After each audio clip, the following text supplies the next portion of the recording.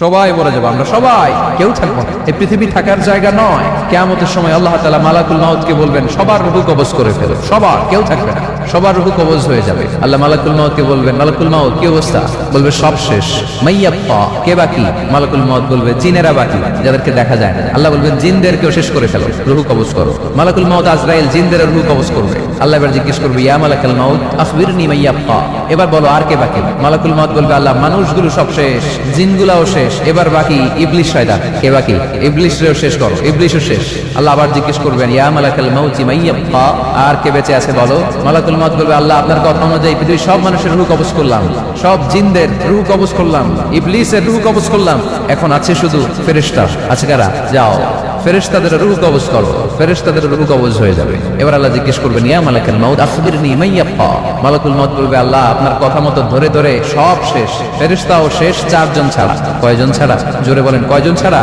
ইসরাফিল, জিবরাইল, মিকাইল, আজরাইল। আল্লাহ এই চারজন আমরা বাকি। আল্লাহ বলবে, যাও ইযহাব ইনতালিক ইলা জিবরিল ওয়াকবাদ রূহা, জিবরাইলের রূহ কবজ করো। ইযহাব ইলা ইসরাফিল ওয়াকবাদ রূহা, ইসরাফিলের রূহ কবজ করো। ইযহাব ইলা মিকাইল ওয়াকবাদ রূহা, রূহ কবজ করো। ওই তিন ফেরেশতাও শেষ। এবার আল্লাহ তাআলা জিজ্ঞেস করবেন, ইয়া মালাকুল মাউত আখবিরনি মাইয়াব্বা, হে মালাকুল মাউত আর কে বাকি আছে বলো?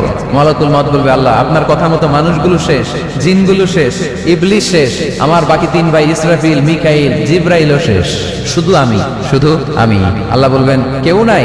মালাকুল মাউত বলবে, না আল্লাহ কেউ নাই। এবার আল্লাহ তাআলা বলবেন, মালাকুল মাউত তুমি তো সবাইরে মারছো, এবার তুমি মরো, এবার তুমি মরো, তুমি মরো। শোনার সাথে সাথে মালাকুল মাউতের কাঁপুনি ছুটে যাবে, খিঁচুনি এসে যাবে ভয়ে। আল্লাহ বলবেন, কাঁপুনি দিয়ে তো লাভ নাই, কারণ কুল্লু নাফসিন যায়িকাতুল। রাব্বুল আলামিন বলবেন, মালাকুল মাউত কেঁদো না, এটাই দুনিয়ার বিধান, আমি আল্লাহর দেয়া বিধান, এটাই, জন্মালেই মরতে হয়। যাও, জান্নাত জাহান্নামের মাঝখানে একটা জায়গা আছে, জায়গাটার নাম হলো আরাফ। এই আরাফের মধ্যখানে যে দাঁড়াও, ওখানে যে মালাকুল মাউত কাঁপতে থাকবে।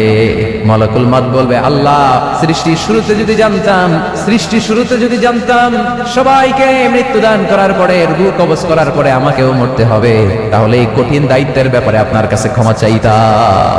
আজকে আমারও যে ভাগ্য বরণ করে নিতে হবে সৃষ্টির শুরুতে, আমি এটা কল্পনাই করতে পারি নাই। আল্লাহ বলবেন, নো টক, মুত, ইয়া মালাকুল মাউত, মরে যা, মুত, মরে যাও।